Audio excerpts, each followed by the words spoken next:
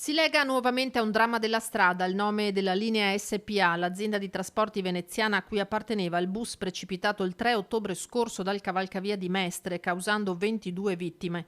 Risulta infatti dipendente della linea l'autista del bus finito fuori strada a Verona, nel quartiere di Parona, sinistro in seguito al quale ha perso la vita una 48enne di origini romene residente a Somma Campagna e in cui è rimasto gravemente ferito lo stesso conducente, un 55enne estratto dalle lamiere del mezzo del trasporto pubblico dai vigili del fuoco.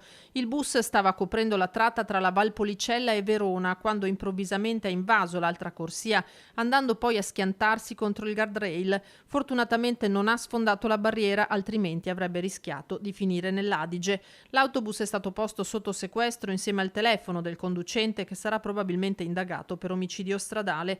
L'autista non è un nostro dipendente diretto, ha spiegato il presidente di ATV Massimo Bettarello, però lavora per noi da molti anni.